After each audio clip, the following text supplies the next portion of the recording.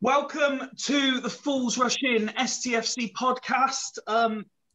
As much as some things change, whether it's division, whether it's owner, some things always stay the same. Swindon fans are fantastic away from home. Ben Gladwin scores from outside the area. And when in League Two, Swindon Town are top of the league. But we won't get carried away. It is only one game. I am joined by a host of regular panelists to dissect what happened yesterday. Good evening, Ned. How are you? I'm good, thanks. Absolutely wonderful. Buzzing. Good. And I know you were particularly happy after yesterday, so I'm looking forward to hearing from you a little bit later. Evening, Craig. Evening, Steve. How you doing, mate? Yeah, very well. Thank you. Very well. Glad to have you on board. Nice background you've got going on there as well. Evening. It's a work of art, isn't it, mate? Isn't it just? Evening, Kieran. Evening, how you doing? Yeah, very well. Thanks as always for joining us. And Rich, how's the voice this week? It's recovered a little bit during the day, but it's still a bit croaky. Fresh off the field from doing an amazing job and posting some amazing pictures. Joe is back with us. How are you, pal? Evening, chaps. Hope you're all well. Very well. Thank you for asking. Everyone's favourite pantomime villain of the panel, Christian's back with us as well. Let's see if he's remembered he's on mute and can unmute himself to say hello. No, I've unmuted myself. How are you guys? Yeah, good to have you back with us, pal. And last but certainly not least, Adam is here as well. Good evening, sir. Good evening, lads. It is a pleasure to have you all with me as usual. What is there to say to start off? What a result, what a performance. I know a few of us listening on the radio, and I know Adam and Rich, you were both there in the stands. So I'll start with you two if I can. Adam, what an amazing afternoon you had. Yeah, I mean the afternoon was good. I mean, probably more than anything, just good to be back in the stands more than anything. Now I'm gonna get it out there early. I'm not deluded. Scunthorpe were awful. There's no denying it. But at the end of the day, I mean, Kieran said a couple of weeks ago, not even a couple of weeks ago, last week, that you can't underestimate not having a pre-season. And if I'm brutally honest, you wouldn't have noticed we didn't have a pre-season, except maybe Matty Baldry. Maybe he looked a little bit tired as we got to the end, but a very good performance, a very, very good performance, a very good atmosphere. Swindon, we're always good away in terms of our fan base anyway. I think we have been since, well, as long as I can remember. So, yeah, it was a really good performance, really good game. Some very good individual performances from the new lads. And I think I had a look at the advert ratings, and for once, I probably agree with the majority of them, which is unusual for me because I normally totally disagree with them. I would probably have, the new lad, Kessler Hayden from Villa, yes, he was brilliant, but I probably think that Yandelo probably should have really got my player of the match yesterday, I think. Considering he played the whole 90 minutes in a position I don't recall seeing him play before in that central midfield role. But yeah, I thought he was fantastic yesterday. So, but yeah, I'm happy with it. And obviously Gladders does what he does best. And I think what's capped it off nicely was seeing the alternative commentary back as well, which obviously makes everybody giggle.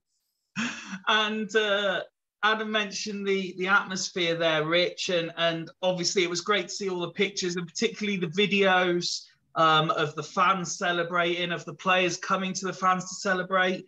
Tell us from your experience, how much did you enjoy it? I mean, especially Ben Gladwin's goal, I think, because everyone just absolutely erupted when Gladwin scored that absolute stunning goal from outside the area.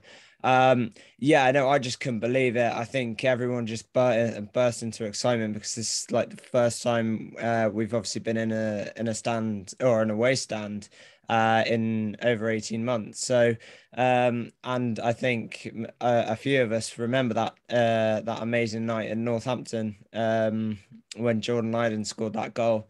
And honestly, it had the same feels about it when Ben Gladwin scored that goal yesterday. And it was absolutely incredible to be back. And just touching on a little bit of what Woody said there as well in regards to individual performances as well. Completely agree. I thought Kesler Hakimi even, and Ben Gladwin. No, sorry, not Ben Gladwin. Alessandro. I thought they were both absolutely fantastic yesterday. And personally, I know Woody went with Iandolo, and you know what? I think both of them, how they played, they both were looking forwards. They both got the ball, and they brought it forward, and they tried to create the attack. With regards to Kesler Hayden, obviously he picked up a knock. Hopefully it's not too serious because I thought he had an absolutely blinding game yesterday. So it's fantastic to see and great to be back. Absolutely buzzing. And as you can tell by my voice, I didn't stop singing for the full 90 minutes and before and after. So yeah, I think don't be fooled. He didn't shut up at the ladies' game earlier. Don't be fooled by the voice. And Ned, if I can bring you in, we were discussing prior to the record. It's obviously it was an incredible result. It was great to get off to a good start, but we're trying not to get carried away. You know, once the dust has settled, we're going to enjoy. Given the summer we've had, we're going to enjoy what's happened. But once the dust firmly settles, we're not going to get carried away when we consider the opposition and everything else, are we? No. And, I think we've got every right to, as you say, I think we've got every right to celebrate and really start to be optimistic. You can really see, I didn't see, I'm only based upon the commentary, but, you could really hear that, all the sort of,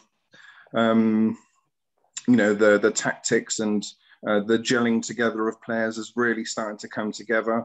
But, as you say, it's only Scunthorpe. So let's not get too excited, but, bloody enjoy it while we still can. No, absolutely.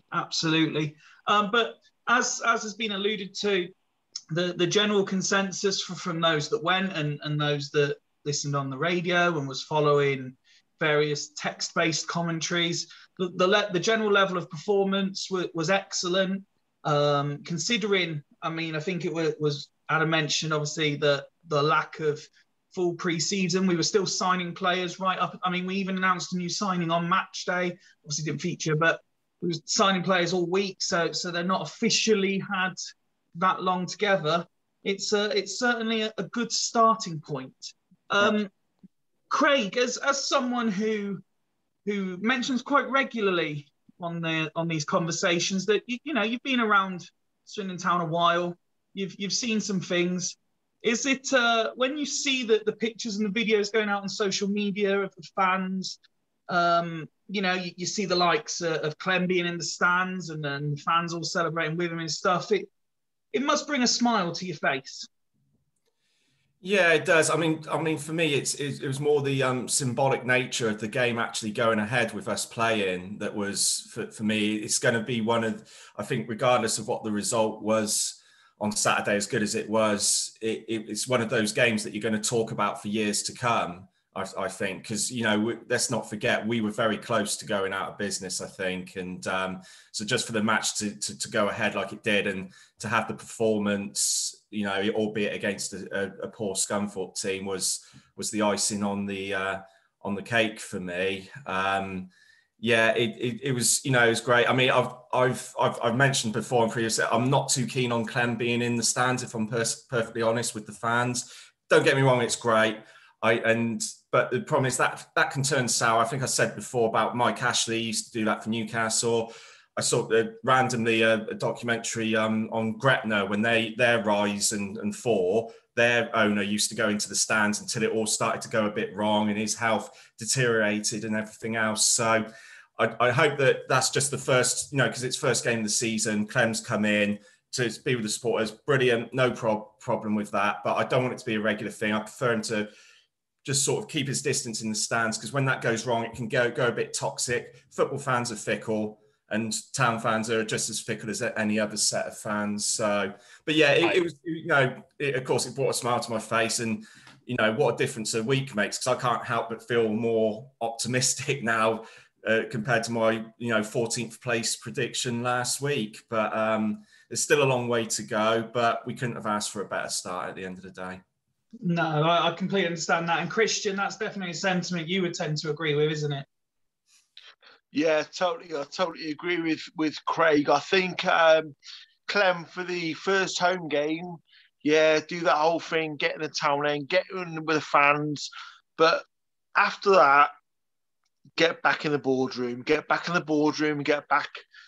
director's box and concentrate on running the club. It's great to see. It's lovely to see. And he's done fucking, don't get me wrong, he's done the best. He's done exactly the right thing. Get amongst the fans. Let them know this is our fucking club. It's not Powers. It's no one else's. This club belongs to people of Swindon. He's done brilliantly. He can't be doing that all the time, though, because you'll get dickheads that are rubbing his head and all the shit. Next game, home game, that's got to be the last time he does it. Get in the town end, enjoy yourself. We'll have a fucking laugh with Clem. But after that, he needs to get back in the North Stand.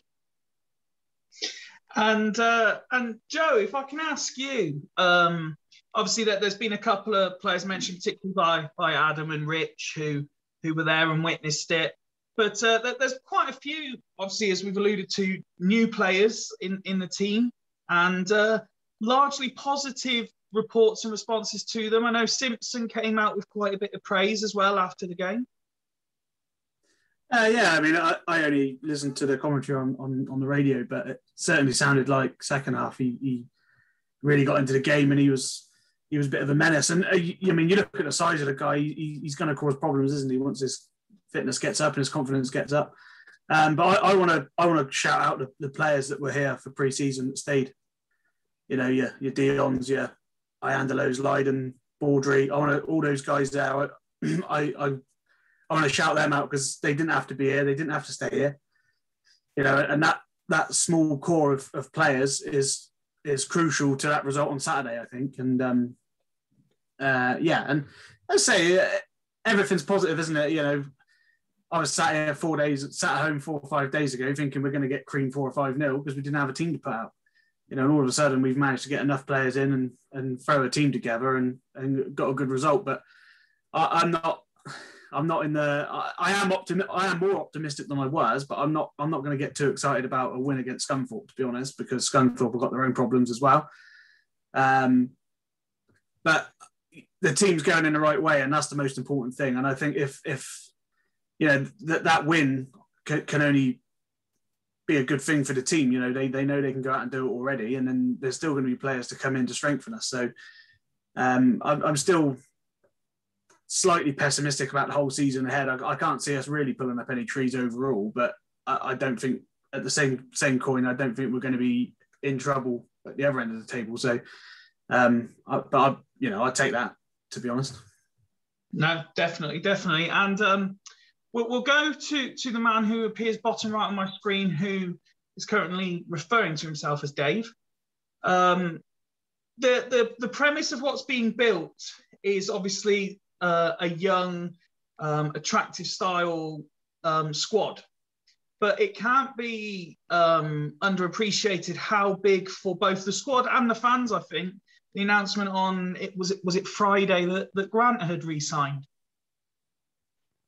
Yeah, we're going to obviously have a younger squad, and I think we've got a good balance of youth and experience. We've not got too much one or the other at this point. I think Grant re-signing was probably one of the biggest ones that we could have done in pre-season as soon as he was back training with the club, just because he's got that mentorship. And I think he sets a good example in the way that he'll run himself into the ground for the team. And I think you had like the experience of like Jack Payne in there as well. and Baudry and stuff. We've got promotion winners in that squad, and we've got some players that have played at a decent level for the younger lads to sort of look up to and learn from. I think as well, to back that, sorry, Fifey, just because I don't know if they would have repeated it much on the radio, but yesterday Grant's leadership was just out of this world. Like he was getting involved with so much every time. Because the Villa lad, he went down a couple of times. The first person on him is Grant. He got booked. I think the ref had a bit of an issue with him, if I'm brutally honest, because he wasn't doing that much different than what other players on the pitch were doing. But he's just so his like shithousery. I absolutely love. That's everything that he was able to do during the game. He was. And I think that deserves its own mention. I know it's what we expect from Grant, but yesterday it really stood out more than anything else. But on the back of that as well, like Kieran said, Jack Payne as well. I was probably his biggest critic last season. Yesterday there was something different about him. You could probably maybe start to see why he was given the vice captaincy now. So those two in particular, very good leaders yesterday, I thought.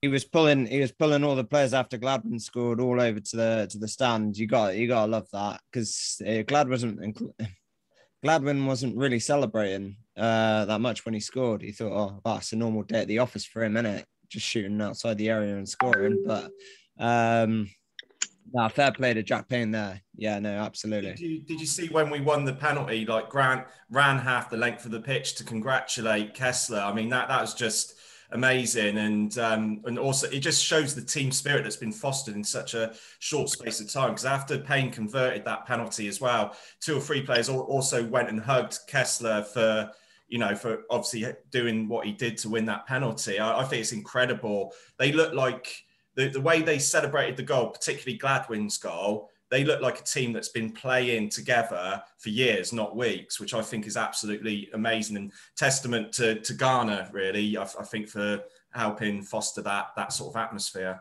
Well, you've actually picked up on 2 points there that I wanted to bring up, actually, but I know Christian was actually waiting patiently with his hand up, so I'll just bring him in while he was muted himself. Anthony Grant is our modern day Chris Kamara. He's fucking brilliant, mate. He's absolutely fantastic. He is the gel in that team. I love Anthony Grant. I mean, I think you'd be hard-pressed to find a Swindon fan that doesn't, and it's nice to see that you managed to do a costume change there within, 10, 15 minutes of starting. Are you just trying to set your own record for amount of different Swindon tops in one episode? Peter Thorne, when he gets the ball, he scores a goal. Peter Thorne. Mate, I can change shirts all right. You're not allowed to mention Peter Thorne. Craig still has PTSD about him. There was one more thing on the game itself I wanted to ask you about, because I'd seen a few people tweeting about it, and it was the fact that it seemed that the manager was very vocal, but largely, pretty much encouraging throughout, and it was a complete reverse of what we'd had last season. Are you talking to me? No, Rich, sorry. Oh, sorry, Rich. Right, yeah. Have a balanced view. Sorry. Rich has muted himself. He hasn't realised. Could you repeat the question there, Fifey? Sorry, I thought you were talking to Christian as well, to be quite honest with you. Sorry, Rich, carry on. He's talking about cuddling players and being nice and cute and all that shit. Sorry. No, repeat the question. I have absolutely no idea what you were saying. I zoned out. I was asking, as someone who was there, I'd read quite a few tweets about people commenting on Ghana and how he was vocal throughout the whole game, but it was pretty much 100% encouragement and positive nature. But I think part of it comes from the fans, because obviously the fans were just encouraging the whole game. All the fans were singing the whole game as well. I mean, the fans were the 12th man yesterday. I mean, I thought. I mean, although we played very, very good football, to have the fans back in the stadium, and I think all the players appreciated that. I mean, I'll be really honest, I wasn't paying too much attention to Pep Ghana. Sorry, I have to call him by that now. But yeah, no, but he knows the drill. He knows what he's doing. He's bringing hopefully a very good style of football to Swindon Town, something quite similar to what Richie Wellens brought. And hopefully the players that he's bringing in feed off that. And I think we saw glimpses of that yesterday. I mean, possession wise, we absolutely dominant again. I know it was Scunthorpe. But maybe 3 years ago, we would have lost to a team like that. So last year we would have done. Last year we would have lost them, yeah, absolutely, under Sheridan, absolutely. So I think to have that kind of style of football, I think it sort of brings Grant's that base player. So I think he really feeds off that, and he feeds off good football. So once you've got that leader in the middle, all the other players just follow suit on it. And I think one player that hasn't really been mentioned yet is McCurdy, and the passion that he was showing after he scored his goal, and after when Gladwin scored his. And I think he's a player that's really gelled and fitted into Swindon Town straight away, and that he just wants to be here and play football. And a little shout out, I don't know if anybody saw his initiation on Instagram the other day. No, I don't do Instagram. What was it? Shocking, that's what it was. Kesler Hayden put a little bit of his clip of him starting. He was just going, oh. I don't know what song it was that he was trying to sing, but it was so bad. If we can look at the slightly wider picture now, and I'll open it up to everyone, but Joe, I'll start with you. There's been incredible work done behind the scenes. To think a fortnight ago, we were nowhere near a team, never mind a squad. We're still very thin on the ground, but the caliber of players being brought in obviously is incredible. And just as an example of anyone who watches some of the videos I've done in the past know that I've also done a couple of wider EFL ones, and one of the regular contributors who has helped with blogs and vlogs in the past, Connor, contacted me about Lewis Reed, and he said, in fact, I've got his quote here, good player, mate, surprised he did not get another League One side, to be honest, cracking signing, will do a job for you. And when you see that's the caliber of player being signed, it builds on the optimism, but obviously we do still need more. Are you expecting more through the gate in coming days, or is it now we've got like an 11 and a couple of subs, it is more over the next couple of weeks? No, I think Ben Garner, I don't know if people saw it, but his interview or heard it after the game yesterday, and he said we need 3 or 4 sort of now, and then that'll give us 2 or 3 weeks into the end of the window to really think about what, another 2 or 3 that we do need. Obviously, there's 4 youth team players on the bench yesterday, so we obviously need more bodies. But the Lewis Reed one is interesting because he was on trial at Donny, wasn't he, with Wellens, and apparently they couldn't afford to give him a deal. So I don't know quite what's happening there, but Richard Wellens seems to find trouble wherever he goes, doesn't he? But me and Woody have a theory about that. Don't we, Woody? I think Wellens recommended him to Ben Garner. Oh, sorry, Ben Chorley even. Ben Chorley. Yeah, and that's probably as a fair shout, to be fair. And but as you said, Fifey, even though the players have obviously not been here for long, I think the caliber we've managed to get in, considering we're such a car crash, we've had no pre-season, no everything that's gone on. I think the caliber of player we've managed to get in, especially for League Two, is very good. And Rich mentioned McCurdy there, and I think he's a player that's had a few issues at other clubs and things, and sometimes players just gel at a club for no reason, and this this could turn out to be his breakthrough club. It might turn out not to be, but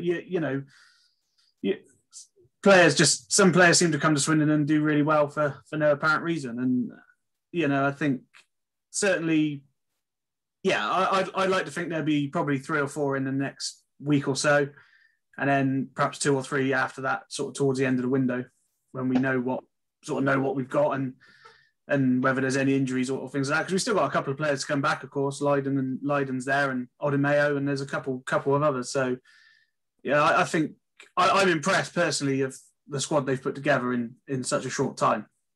And Dave, and just say in particular, the midfield options are being highlighted as saying unbelievable, really, for the league we're in. Yeah, and who's to say that they won't bring another one in? There's been a few trialists around, so as I say, I think that midfield, you'll do well to find a better midfield in League Two, I think, than that. Grant, Payne, Gladwin, whatever. We'll see what happens. But so far so good, I'd say. So far so good. Okay, Ned, where are you hoping the next signing comes from in terms of positionally? Right, okay. It's got to be a striker, isn't it? I mean, fair play to Tyrese Simpson. He, started to come into his own in the second half, but we're certainly lacking in the striker department. I have been doing a little scouting myself, so you're welcome, Mr. Chorley. So I'm off as tactical and you're on scouting. So we seem to have a brief at the moment, which is, the good young player seems to sort of lose their way into their 20s and 30s, didn't quite make it. And I think I found a player who sort of fits this brief perfectly. This specific player was in the England under 16s and 17s. He was in the West Bromwich Albion youth ranks, moved across to Liverpool at the age of 16. God, this feels like a Love Island dumping. Give us his name. He's just going to pull us for a chat. Yeah. Come on, son. So we got tomorrow night. He was there for 4 years. Made only 2 appearances for Liverpool, but then got transferred across to Watford for 4 million. He played there 9 times in 5 years, but he had various loan spells, 65 appearances. John Barnes. Goals. I love John Barnes. John Barnes. Oh, he fits the brief, doesn't he? Going to be permanently injured. I feel like it's going to be end on tomorrow, and in the next episode we'll find out who it was. But by the time Ned reveals the player, he'll have been injured a few times for Swindon. But this player would be. It would fit the brief. He's been good at youth level, but hasn't really sort of made it in the sort of adult game. 65 appearances, 6 goals. He was on loan at CSKA Sofia last year, and it's Jerome Sinclair. I think. Oh, he's shit. I think at the age of 24, I believe he is now. I think if he had the right tutorage, he had a couple of arms over his shoulder, I think he could be a decent player. I think that's someone who we should have a look at. For £4 million. Huh? Who the fuck signed him for £4 million? Watford bought him for 4 million. I can't remember who it was, but there was one of you guys mentioned the other day about Parsons scoring 20 plus goals in the season, and at one point there was some confusion as to whether he actually scored yesterday, not from anyone that was actually in attendance, just from those that were reporting on it. But do we think that he's going to have a significant part to play this year? I'll be honest, Fifey. I didn't actually see who scored because I was celebrating before the ball even hit the net. So I had to ask Woody. I was like, who scored? Because we got a text from one of our mates saying that Parsons scored, that Sky Sports said it was Parsons. But when I saw the replay, I was like, oh, yeah, no, that's definitely McCurdy. I was having full-blown arguments with people in the crowd about this. Yeah. They're like, it was Parsons. Look, it says, and I'm like, look on Swindon's Twitter. Even Swindon have tweeted to say it was McCurdy. If I actually saw it, I would have had absolutely no doubt about it. But yeah, it's good to see him getting his first team break on it, Parsons. So, yeah, we're going back to that Alan Young thing. You've got your break. Fucking take it with both hands, mate. You know what I mean? You've got a choice now. You can push on and score some goals. You got first team action. You can push on, score some goals, do what you're supposed to do, or end up a Supermarine. It's up to you, mate. The position that he was playing in yesterday and what he's all played in all pre-season is the position he should be playing in. Attacking mid-roll. He's not a striker. He will fit the Scotty Twine bill. But yeah, no, I thought when he came on yesterday, I thought he had some brilliant touches of the football. He's got great feet. So I think he will be a good player in time. But for now, I think sub appearances will do him the world of good. No, take it with both hands now. It's not sub appearances, Rich. I get what you're saying, but if you give him that chance, you got to fucking take it. Yeah. You got to take it. You'd be like Alan Young. Yeah. The chance. Ta-da! Drifted off. Fucking take it. My worry Johnny is Griffin. if you start him like the rest, like the next 6 games, he may not score or he might not do the business and he may lose his confidence. That's the worrying. So like ease him in a little bit and then make him start. You just sell him. If you don't score, you just sell him. Wow. Fucking send him to Maidenhead United or something. If you know what I mean, this is cutthroat business. I've heard Maidstone's quite nice at this time. Rock solid. We're one of the grand old clubs of English football. You get a chance, you fucking take it. If you don't take it, you go and play for Maidenhead United in the Vauxhall Conference. Sorry, I mean it's not hard. I don't mean to sound harsh, but. If I can merge the last 2 subjects into one, and Kieran, I'll come to you first on this one if I can. We've got a cup game coming up Tuesday night. Now, we've already alluded to the fact that we don't have a squad yet. We have a team, but not a squad. Would you say, look, let's just play the under-18s, for example, rest the players in the cup game for the league game, and be happy to kind of throw it away? Or would you look to build momentum based on what happened on Saturday? I think in the position that we're in, normally I'd say even a League Cup, I hate teams when they go and play a youth squad in it and stuff. But I think in the situation we're in, we have to look after the league at the minute, and that's got to be the priority. And I think a much rested squad, or as rested as we can possibly do it, is going to be the way what we will have to do Tuesday nights. Whether that does predominantly most of the youth team players are on the bench yesterday, or most of the people that are on the bench yesterday start Tuesday night. But it's also a good opportunity for Southern to get some game time, and so those players that maybe have had a bit of a less of a pre-season to just get some fitness in. I don't think the result hugely matters for us on Tuesday night. Craig? No, I disagree. I don't think we should throw in the youth players like that. We're supposed to be like a team that's looking after our youngsters and stuff like that. I think throwing them in at the deep end like that would be quite sort of irresponsible, really. They're going to go up against a seasoned professional team in Cambridge United. And, we could definitely play an under-strength team. That's fine. But I don't think we should put in the entire youth squad against Cambridge. A lot of the players, even those that were probably playing on Saturday, still haven't had enough game time. So stick them in. You're a professional footballer. You can play 2 games a week. I'm not saying it should be a full, the strongest team that we put out like we did on Saturday, but maybe those who like the recent signings and those who haven't had much of a pre-season, start them with a few of the youth players, give Parsons a start. But no, don't throw the whole youth team in. It sends out the wrong signals for me for the long-term future of the club. Chris is being particularly animated there, but I want to open the floor to everyone, so I'll save him till last. Ned, what's your view on it? I'm sorry, but this is one of the few times I don't agree with Craig.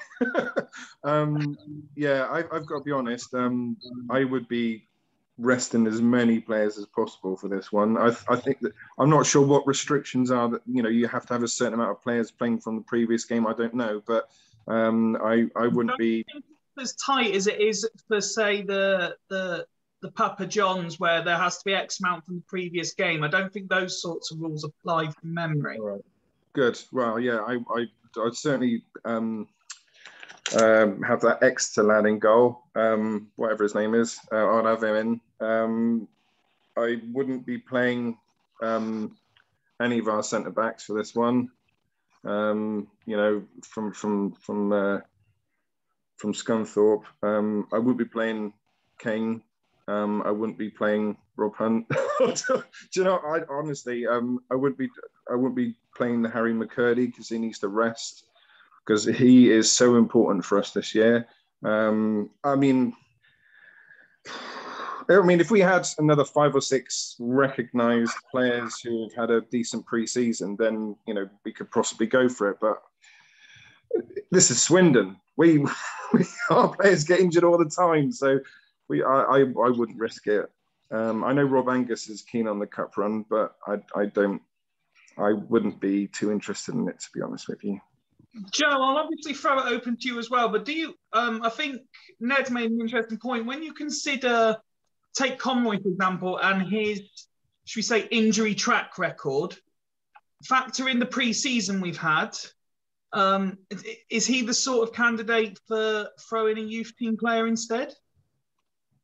Yeah, and actually you've picked up on the point that I was going to make anyway. So, yeah, I think those players that we know are going to be a risk, so Dion Conroy, Baudry, I can't see any sense in playing them against Cambridge. Some players will want to play, will want fitness. McCurdy, players like that will probably want to play. They've got their confidence is high. But I think, personally for me, I think the 7 subs that were on the bench most of them will probably start. You've got Lewis Reed to come in as well. He'll probably start midfield, perhaps give the general a rest if he wants one or whatever. I'm a bit in between the two. I want to win, but obviously you don't want to risk the rest of your season for one cup game. So yeah, anyone that's going to be a bit risky, I'd certainly be making 5 or 6 changes at least, personally. Rich?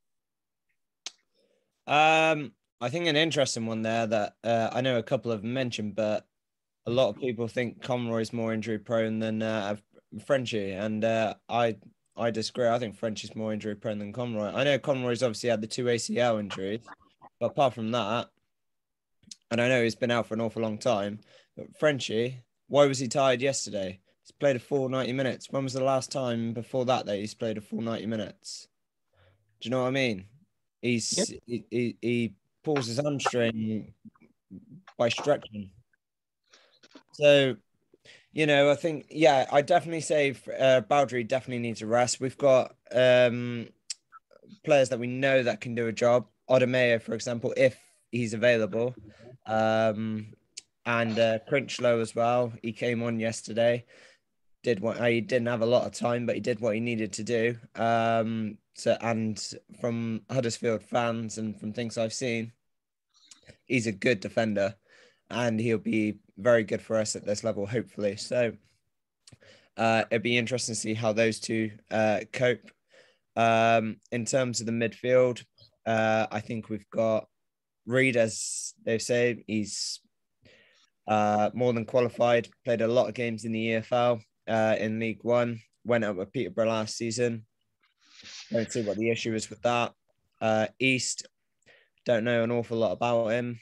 Hasn't played an awful lot, but again, reports saying, and I think Garner's got to have this trust in his players that it is going to be another one of those seasons that it's going to be Saturday. I know it's not going to be Saturday, Tuesday every week, but for the first couple of weeks of the season, it's going to be like that.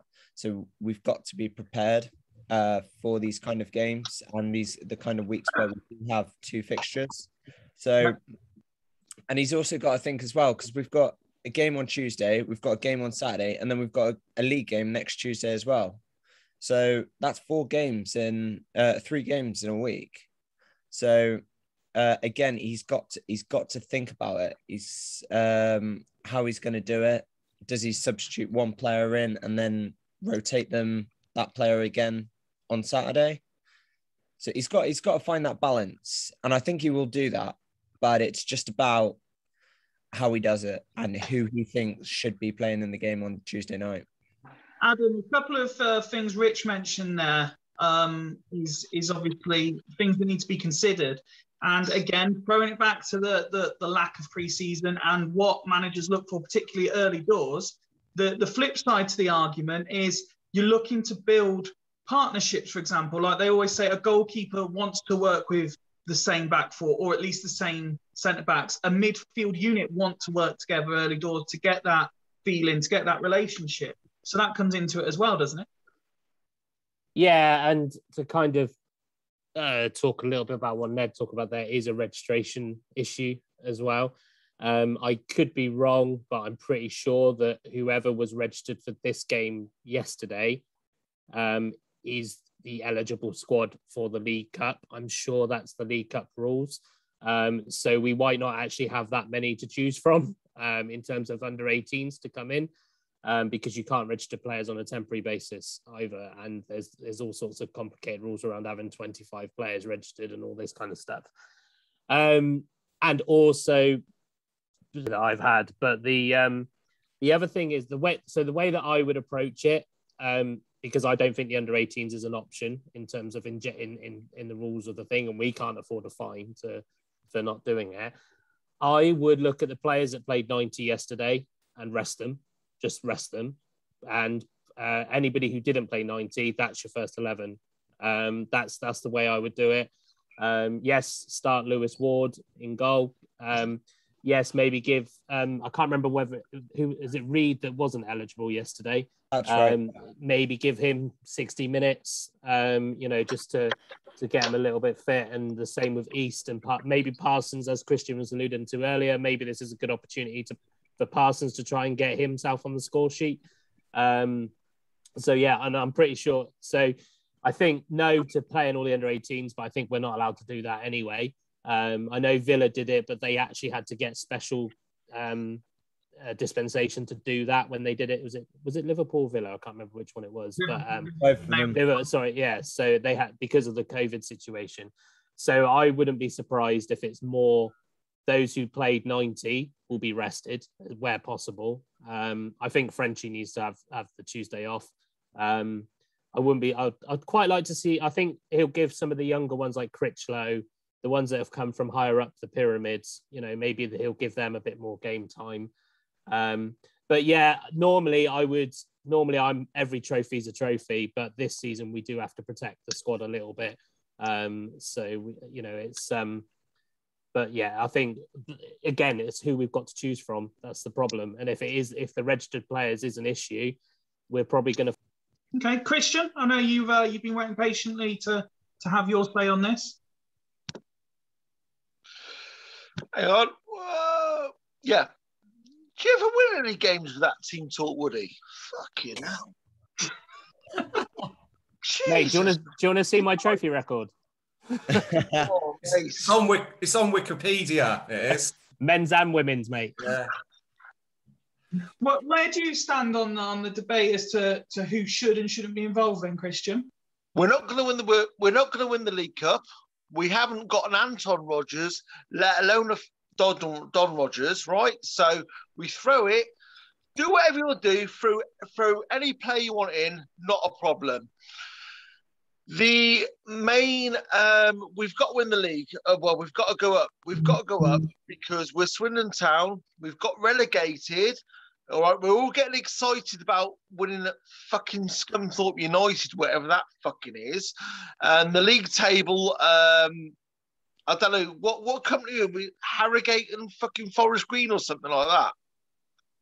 Yeah. So let's get a little bit of reality check. We've got to go up again. We've got to go up. And the League Cup means absolutely fuck all this season because we don't have an Anton Rodgers, let alone Don Rodgers. Throw it. Don't care. Put anyone out. Put the freaking tea lady out. Before I move on to the penultimate topic, then I'll go in reverse order and just ask you for a quick score prediction for Tuesday. So, Christian, Who are we playing? Cambridge. Cambridge. That's Swindon or Cheltenham. You want to know who's playing for? Cheltenham will win. No. 3-1 Cambridge. Good luck to them. All the best in the next round, Cambridge. We got bigger fish to fry. Woody? Well, naturally, I think because we don't really want to win it, we probably will. So I'm going to go 1-0 Swindon. That's exactly what I was thinking, Rich. 2-1 Swindon. And Joe? I think the one thing we don't, I don't know what the rules are specifically, if there's extra time or not, but we certainly don't need extra time. So I don't really care. I don't really care if we win or lose. It's probably going to be 2-1 either way. Okay, Ned? It all depends on the team that they put out. I mean, I don't think Cambridge are that good anyway, to be honest. Go on, let's go for a 1-0 Swindon victory. Go on. Craig?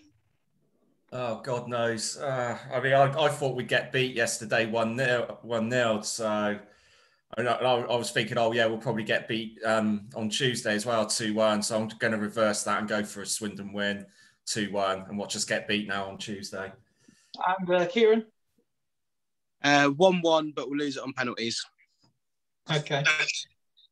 Before I come on to the final topic, Adam, I just want to give you a chance to plug the latest going on at STFC Women. Like what? Upcoming game? Well, the first team season starts next week against Bournemouth. So if you're not doing anything on Sunday, head down to Fairford Town and go and watch us hopefully beat Bournemouth. And the reason I really want us to beat Bournemouth is because Bournemouth were in Abingdon's league last year, and they've got promotion because they have a lot of money, and apparently because of their league and FA Cup record. So yeah, if you're not doing anything, go down and watch. Well, and if you got a girl in year 10 or 11, get her in contact with me so she can come play for us in an under-16s. Nice little plug there for you, mate. And we'll certainly be keeping tabs throughout the season to see how both the senior women's team and your under-16s team are getting on, and you can keep everyone updated with what's going on at STFC Ladies. But good luck to the senior team for next weekend, and hopefully a few of you will manage to get down and watch it. The last thing is something that I think it was Woody touched on earlier, and we do like to throw in other STFC output where we can.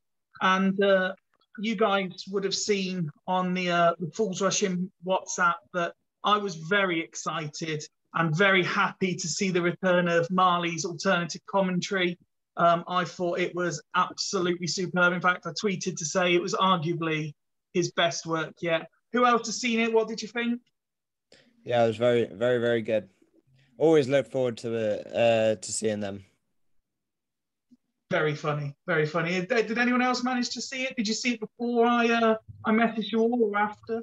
Yeah, I saw it. Yeah, I was in stitches to be honest. Yeah, Clem shagging Red Army. Yeah, it's just yeah, really, really good. And just having it in that sort of automated computer voice, I don't know, that just sort of adds to it. That does. It was yeah, pure genius, I think. The dwarfism De Bruyne. Absolutely brilliant 2 years ago. Yeah, no, absolutely. And for me, it was that there was one point where he was discussing the lad on loan from Villa and talking to him, and then just randomly referred to Jack Love Island contestant Grealish. The best bit, not the best bit, but one of the bits that stuck out for me was their defender has made a mistake that Taylor Curran would have been proud of. That was brilliant, yeah. Oh, good. But my favourite bit from it was when that hit at the post harder than when Scotty T hit his head or something when he came out the room. It was fucking brilliant. And just before we finish, it does look like Christian's managed another costume change. Yeah, I've got a little bit low key. Oh, for fuck's sake! Oh no. That's the best of the three tops he's had though tonight. Better than you lot whacking off to that bloody Marley crap. Well, I like Christian. Christian's so reserved. You should just say what you think. I do say what I think, and I don't give a shit. Sorry. Frankly, we doing another pod. It was great Another pod seeing before it go. Carlisle. It's a bit repetitive now, bit boring. Before this turns into an absolute farce and Christian alienates some of the best content out there from Swindon fans, I'm going to bring this to a close. Gentlemen, as always, it's been an absolute pleasure having you on. As always, we throw it out there. If you're watching this, enjoying it, and would like to get involved, it's just a lighter take. We don't take it too seriously. It's just like-minded fans having a chat and Christian. Get in touch, and we will certainly welcome anyone to join us. But until next time, thank you guys, and thanks everyone. I was right. Power out. Power out.